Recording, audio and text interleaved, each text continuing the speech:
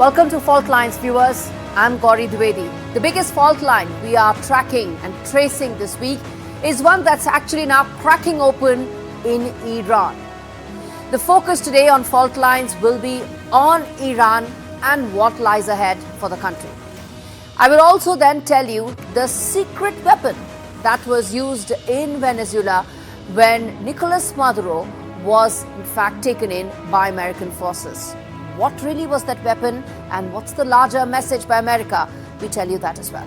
The world is standing on a geopolitical knife edge. Protests have been continuing in Iran since the 28th of December. Protests which soon engulfed the entire country. The uprising became more than just about cost of living. It became about ending the brutal Khamenei regime that has been ruling Iran since 1979. And now with Donald Trump weighing military options tied to the unrest in Iran, diplomats and generals alike are now warning that the fallout could ripple far beyond Tehran. Questions loom. Will this boil over into a broader conflict? Could energy markets be caught in the crossfire? Will this actually lead to more changes in the entire Middle East? And how will the world respond to it? Or is there still a possibility of some back-channel diplomacy to delay the disaster that is now staring many in the face? This region that has seen decades of tension now faces new unpredictable pathways forward. Before we turn to the man positioning himself as a possible face of Iran's future, Reza Pahlavi, the one who actually made that clarion call that saw thousands of people in Iran come on the streets. The most likely paths that this crisis could take on both sides of the standoff is something that I'm going to walk you through. But let's first start this week's Fault Lines with the top 5 developments in Iran. US President Donald Trump has commended the Iranian government for not following through on executions. They were going to hang over 800 people yesterday, and I greatly respect the fact that they canceled. Iranians living in Europe are continuing to make their voices heard across the continent. Protests were witnessed all the way from Athens to Rome. Meanwhile, Iranian travelers were seen crossing into Turkey to be able to keep working around the imposed internet blackouts. All right, you got the sense of which are the top developments. It's now time to get to some of the likely scenarios that may unfold as the situation remains deeply volatile and viewers extremely uncertain. Some of these wargaming and scenarios that we are putting out actually may or may not happen simply because of the volatility and the uncertainty that is there right now. A power keg that's really on the very brink of exploding with global geopolitical repercussions. That's Iran for you. But as things stand right now, what a possible first scenario could be is that a likely military path may take place between Iran and US. That flashpoint could lead to some sort of a military path. What could that be? A possible B-2 bomber strike, something that US has already done. Iran knows that is a fair possibility. What could happen? Nuclear missile and IRGC command nodes could be the ones that could be targeted. Last time around, the B-2 bombers had targeted the nuclear facilities. This time around, it could be the IRGC command nodes. That would mean shock without occupation doctrine. Something that US President feels could send the message across and would also be a response to the kind of backlash he's facing after Venezuela. Now, what could happen is Iran may respond with calibrated retaliation. There will be some missile and drone attacks targeting US bases. There could be advance notices as well. US has about 9 odd bases in the Middle East, some of which it has already withdrawn personnel from, and there may be some advance notices as well. But this is important for the Khamenei regime to send a message to its own people. It leads to no full-scale civilian escalation, even though Iran has a face saver. Proxy forces in the entire region may be activated. Which are those? That's Hezbollah. These are the proxy forces that exist. Hezbollah, Houthis, the Iraqi militias that are close to the Khamenei regime. Israel and Gulf states may be pulled in as well. And that is where the situation may become even more volatile. The Strait of Hormuz, that's a very, very important shipping line, will be the first that could be under attack. Tankers and energy trade will be the one that will be impacted, and that will have a cascading impact on the larger global markets. The escalation control phase would mean that US reinforces its carriers, its larger presence there, and Tehran signals sealing to avoid a regime collapse. This could be the one likely scenario that could play off, where back channel lines would be extremely important. Qatar, Oman, Europe, all of them would probably come to ensure that some sort of a face-saving negotiation is arrived at. This is the first scenario that's possible. Now, which brings me to the second possible scenario. Here, what could happen is that there could be some sort of a bigger escalation. May not be a full-scale war. No one wants a full-scale war, but Donald Trump is coming now fresh on the heels of a success as far as Venezuela is concerned. He didn't hold back there. He's not holding back when it comes to Greenland. He is saying that America is going to annex Greenland this way or that. Why should he hold back when it comes to Iran? So he may look to demonstrate overwhelming force. It may not just be B-2 bombers. There could be much more. The deployment could include carrier surge. It could be bomber flybys. The message would be very clear that we are not going to invade you, but look at the capability with which we are speaking at, and you don't want to mess with us. That could be the larger message, more than the B-2 bomber strikes in the first scenario. There could be targeted kinetic strikes that may take place, one-night shocks that could be in place. The air defense systems of Iran may be completely decimated, designed to humiliate, again, not to topple, but to humiliate. Iran may choose to exercise some restraint because it knows how much can it possibly retaliate, because it's not just a couple of B-2 bomber strikes, it's much more than that. Iran may calibrate and decide it doesn't want to increase this further. And what US President Donald Trump may look to then do is exercise maximum squeeze for economic and diplomatic possible options. And that will have a cascading impact. Why? Because people are on the streets because they are protesting the fact that they can't feed their children twice a day. And now if you have more economic squeeze by Donald Trump, how will that impact people in Iran? Very significantly. And that is when the regime may signal that it is willing to talk, and what all could be on the table. Everything from nuclear limits to getting possibly Khomeini off the table and out of the establishment. All of it may be on the table, even though the talks may be framed as de-escalation. The crisis may pause, but the fault lines may remain till possibly the next flashpoint. Now, viewers, I took you through what could be the likely scenarios that may unfold in Iran. I got you a voice from within Iran to tell you what's really happening right now on ground. Let's also now get an expert on the entire region to now do a deep dive into how things are going to look like for the entire world. James Dorsey, journalist and Middle East expert, adjunct senior fellow, joins me on the broadcast as well. He's an adjunct senior fellow with the Rajaratnam School of International Studies in University of Singapore. Professor Dorsey, how is it looking right now, even as we may keep debating on if and when Donald Trump's regime may enter in Iran, whatever manner it may take, whether there will be strikes, whether there will be just something on the lines of B-2 bombers, the larger impact of how things are unfolding right now in Iran, how do you see it? We've been sitting the last 48 to 72 hours on a knife's edge, if you wish, expecting a U.S. strike against Iranian targets at any moment.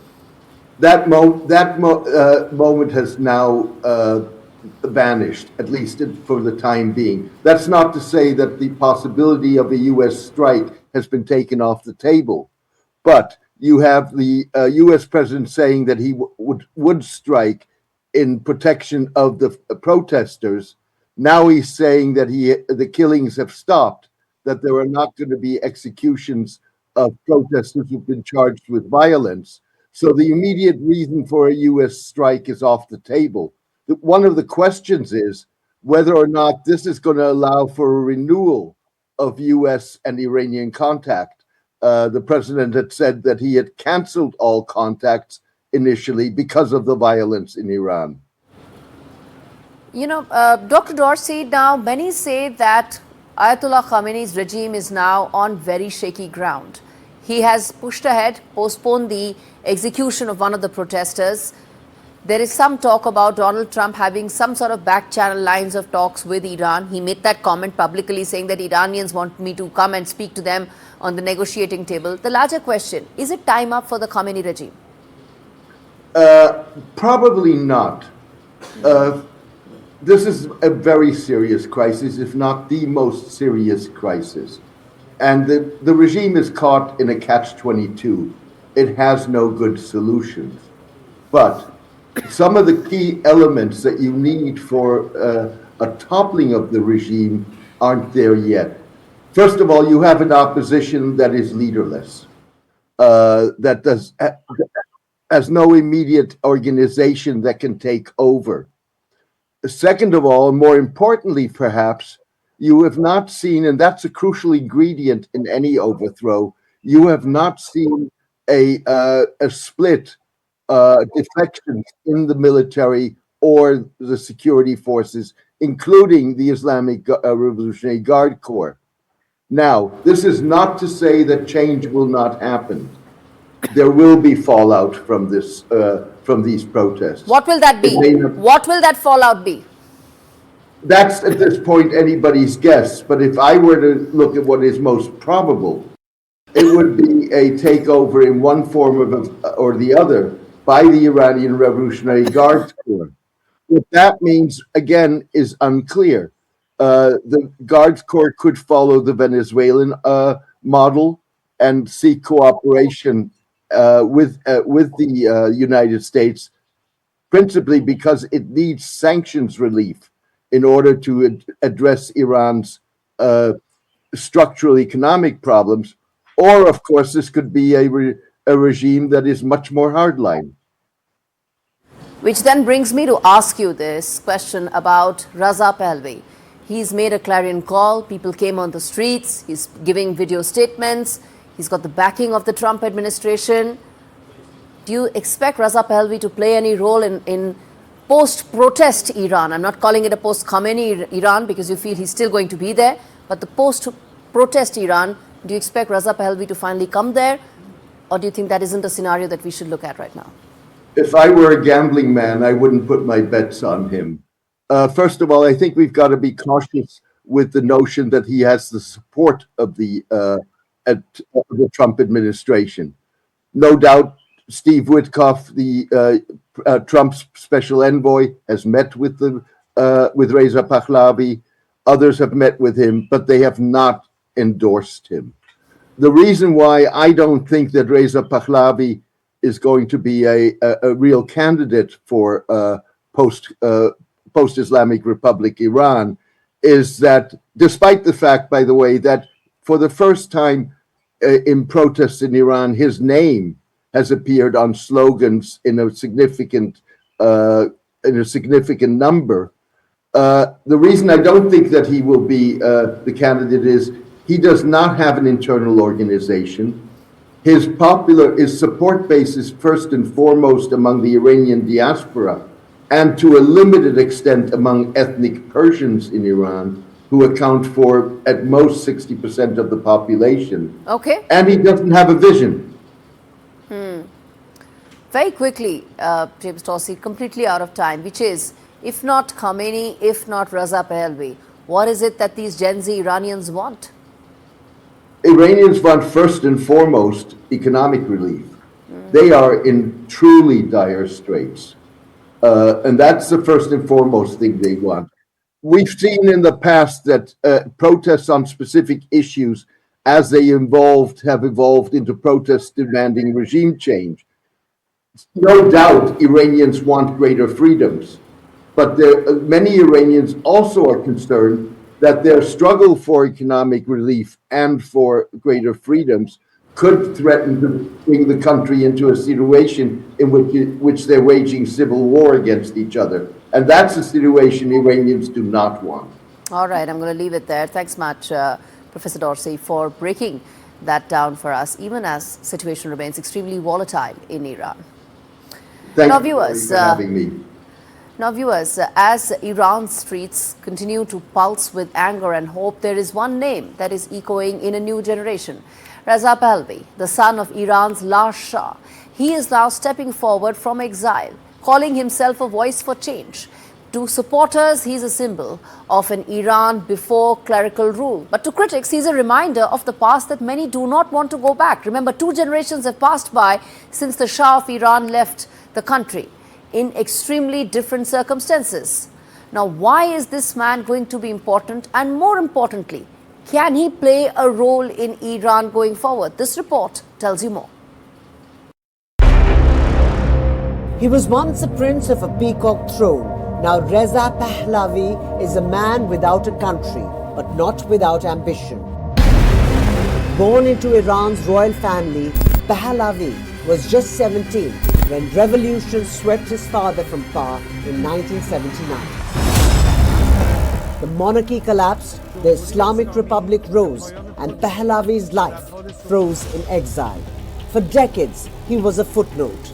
But as protests shake Iran again, his voice is suddenly louder. More than 5,000 elements that belong to the military and paramilitary forces refuse to go back to their posts, so they don't have to be faced with the duty to crack down on people. This is the beginning of the end of the regime that is hoping to buy some time. From Paris to Washington, Pahlavi calls for an end to Iran's theocratic rule on satellite TV and social media. Some protesters chant his name, others chant something broader, down with the dictator. That split reveals his dilemma. Pahlavi is a unifying symbol for supporters, the only known name in a fractured opposition. But he is burdened by history. His father's authoritarian rule, the feared Savak secret police, and deep inequality that helped spark the revolution. Inside Iran, measuring his real support is nearly impossible. Many Iranians want change without trading one strong man for another. Whether he becomes a leader or just another loud echo may depend on one thing. Can Iranians agree not just on what they are against, but on who should lead what comes next? With Arjun Samar Mahendran, Bureau Report, NDTV. Reza Pahlavi remains a powerful symbol, but symbols don't topple regimes on their own. Iran's opposition is broad, angry, and deeply divided, with no single leader at its center. Now, whether Reza Pahlavi becomes a bridge to a new future or a reminder of an old, unresolved past may define what comes after these protests fade or explode, viewers. In fact, let's now get in another important voice, Zamir Jafri, who's a scholar at Al Mustafa University in Iran, joins us to get a sense of how things are looking right now inside Iran. There's a complete clampdown in terms of internet. Starlink is available, but otherwise there's a complete blackout of internet and communication because the regime wants nobody to talk outside, to the outside world as to what really is happening. But Zamir Jafar is going to give us a sense of how this is looking. Zamir, thanks much for speaking to us on Fault Lines. Let me start by asking you, is Donald Trump using protests for actual regime change or as a leverage for any potential deal with Iran? Thank you very much for having me on the show. It is very evident that Trump has no control of what is happening inside Iran. He is trying to just stay in the limelight using Iran as an option. Whether talking about regime change is laughable, and if anybody thinks that having few rioters on the road or few terrorists killing innocent civilians can bring about a regime change in Iran is absolutely laughable. In Iran, on 12th of January, when the government announced that they announced that there is going to be a huge rally in support of the government and against those terrorist activities funded by America and Israel, more than 3 million people just turned up in Tehran. And approximately 10 million people, that is 1 crore people, turned out on the streets in support of the government, in support of Ayatollah Khamenei in Iran. So this concept of regime change in Iran is just a daydream, and I think the Western media should stop talking about it, and we should stop copying, pasting the same narrative. Are chants for Pahlavi really genuine? Is there ground support for him? Is he just filling up a leadership vacuum because there isn't one leader right now for opposition?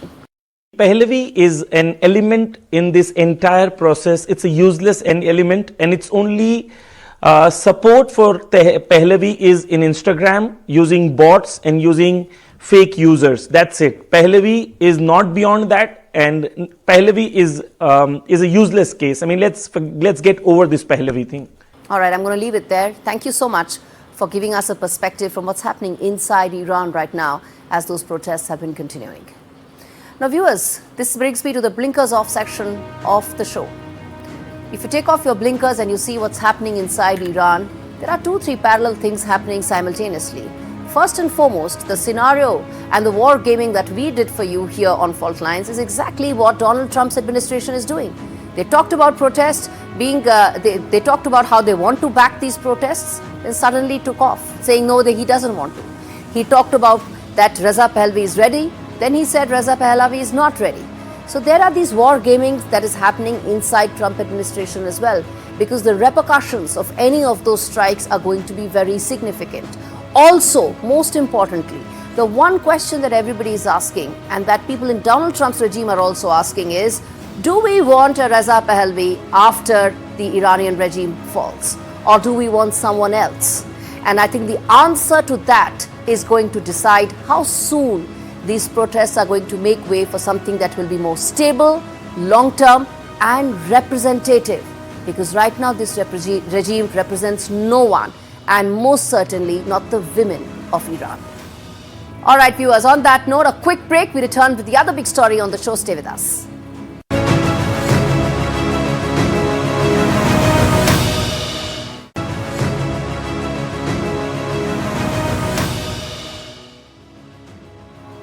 On to a chilling claim that sounds more sci-fi than battlefield. A Venezuelan guard says US forces used a mysterious weapon, one that shut down radar, dropped soldiers to their knees, and left men bleeding during the stunning raid that captured Venezuela's president, or former president, Nicolas Maduro. The account is now being amplified by the White House. This raises one very important question. What did the US really use? And what does it signal to the world? That answer is in this report.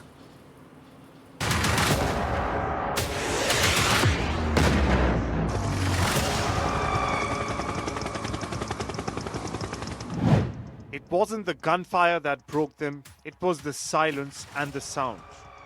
A Venezuelan security guard says it began in seconds. First, the radar went dark, drones filled the sky next, and then came what he still can't explain. He says an intense wave, sonic or something else, dropped hundreds of soldiers to the ground. Men bleeding from their noses, vomiting blood, and unable to stand.